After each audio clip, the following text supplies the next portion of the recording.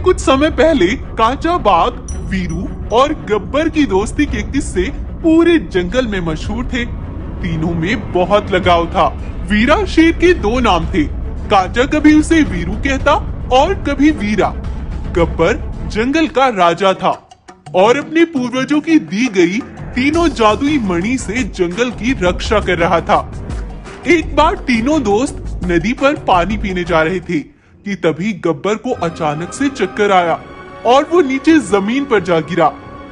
गब्बर दोस्त, क्या हुआ तुम्हें? कांचा भाई, लगता है गब्बर बेहोश हो गया।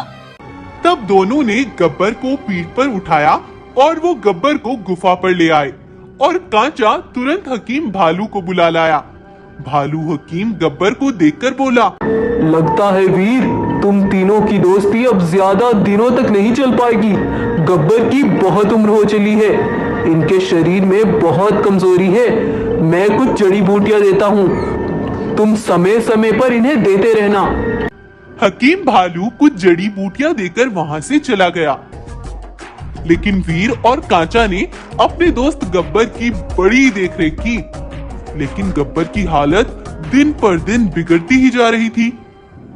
एक बार रात में जब गब्बर को होश आया तो वो अपने दोनों दोस्तों से बोला, भाइयों, लगता है अब बीतता हुआ हर पल मुझे मेरी मौत के करीब लेकर जा रहा है। ऐसा मत कहो दोस्त, देखना तुम जल्द ही ठीक हो जाओगे। हाँ, लेकिन मुझे नहीं लगता, और जाने से पहले मैं तुम दोनों में से किसी एक को अपने पूर्वजों की दी गई तीनों जादुई मणि देना चाहता हूँ, ताकि मेरे बाद तुम इनसे जंगल की रक्षा कर सको। मैं कुछ ठीक हो जाऊं तब मैं तुम दोनों में से किसी एक को ये तीनों जादुई मणि समर्पित करना चाहता हूँ। 2 दिन बाद गब्बर की गुफा पर एक सभा हुई और कांचा एक बाघ मानव के साथ आया। आओ कांचा, आओ, मेरे मरने से पहले ही हमारा दोस्त वीर मर गया और अब तो ये मणि तुम्हारी ही हुई। ये तुम क्या कह रहे हो गब्बर? वीर को क्या हुआ? तुम्हारे ये ड्रामे अब चलने वाले नहीं हैं। मैं चाहता था कि ये मणि मैं उसे दूंगा जिसके मन में लालच ना हो, और तुम्हारी इस नीच हरकत से पता चलता है कि तुम हमारे साथ हमारी दोस्ती की वजह से नहीं, बल्कि इन मणि को हासिल करने के लिए थे। ये गब्बर महाराज को क्या हुआ? कांचा को ऐसे क्यों बोल रहे हैं? दरअसल रात जब गब्बर ने उन मणि को देने की बात कही थी, तब रात के समय ही कांचा दूसरे जंगल एक बाघ मानव से मिलने के लिए गया था। मैं तुम्हारे पास एक मदद मांगने आया हूँ दोस्त, तुम ही उसका अंत कर सकते हो।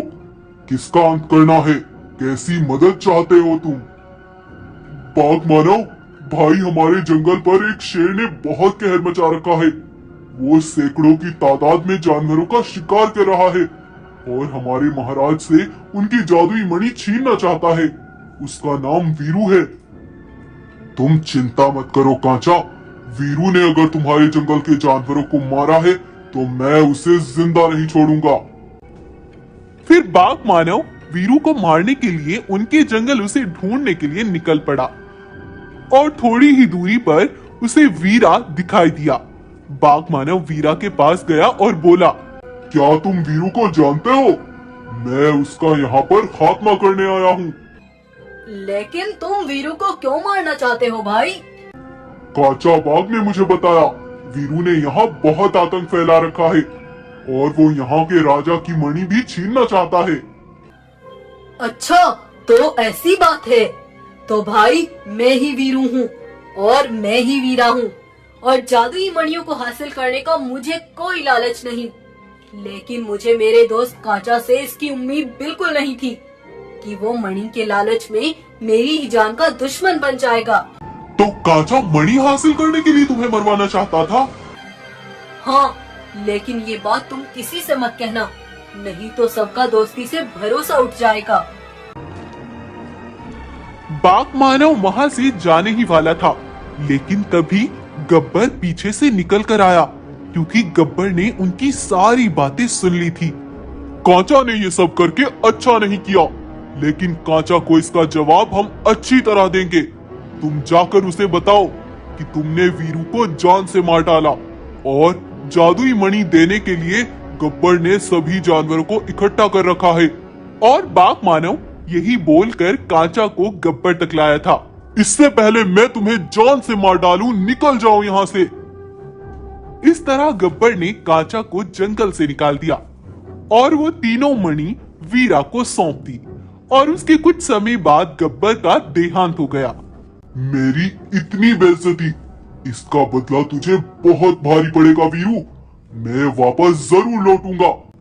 कांचा ऐसे बोलते बोलते बहुत दूर चला गया और दूर से उसने देखा कि एक विशाल चील एक जख्मी बकरी की मदद कर रही थी।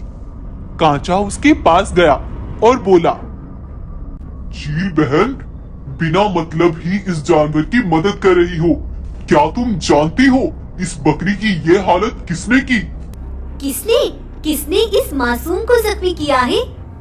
मैं अपने महाराज की बुराई नहीं करना चाहता चील, लेकिन यहाँ हर रोज हमारे जंगल का महाराज जानवरों को जख्मी करता है और ये कोई और नहीं बल्कि हमारे जंगल का राजा वीर है। क्या राजा होकर इतना अन्याय? हाँ चील बहन, और हम उसका कुछ नहीं बिगाड़ सकते क्योंकि उसके पास जादुई शक्तियाँ हैं। अगर तुम एक दिन के लिए अपनी शक्तियाँ मुझे दे दो तो हमारे जंगल में अमन आ सकता है बहन। उस जालिम वीरा को मारकर मैं तुम्हारी शक्तियाँ वापस कर दूंगा। चील ने अपनी सारी शक्तियाँ कांचा के अंदर डाल दी। शक्तियाँ मिलने पर कांचा बड़ा ताकतवर हो गया। जितना बड़ा शरीर लेकर घूमती है उतनी ही छोटी अक्ल है तुझमें। कुछ जाने बगैर ही तू मेरी बातों में आ गई और अब इन शक्तियों से मैं जो चाहूंगा वो करूंगा। चल निकल अब यहाँ से। और कांचा ने इस तरह चील से उसकी सारी शक्तियां छीन ली थी और इन्हीं शक्तियों से वो सब पर अपना हुक्म चला रहा था। तब विशाल चील उड़कर वहां के राजा वीरा के पास पहुंची और उसने अपनी सारी कहानी वीरा शेर को बताई। कांचा सुधरेगा नहीं। अब इन जादुई मणियों को इस्तेमाल करने का समय आ गया। मैं उसे खत्म कर दूंगा। वीरा भाई, मेरी शक्तियों की पावर तुम्हारी एक जादुई मणि की पावर से कई गुना ज्यादा है। इसलिए इन तीनों मणि की ताकत एक मणि में डालकर तुम मेरे अंदर डाल दो। लेकिन तुम कैसे इनका इस्तेमाल करोगी? तब चील ने वीरा को सब समझा दिया और वीरा ने तीनों मणि को एक कर दिया और उनकी सारी पावर विशाल चील के अंदर डाल दी। और विशाल चील ने उड़कर कांचा को अपने पंजों में पकड़ लिया और उन शक्तियों की मदद से उसे उठाकर वहां से ले गई और नीचे जलती हुई आग में उसे फेंक दिया क्योंकि ये उसका प्लान था। और इस तरह से उसे भस्म कर दिया। उसके बाद चील ने तीनों जादुई मणि वीरा को वापस कर दी और फिर सब सुकून से जंगल में रहने लगे।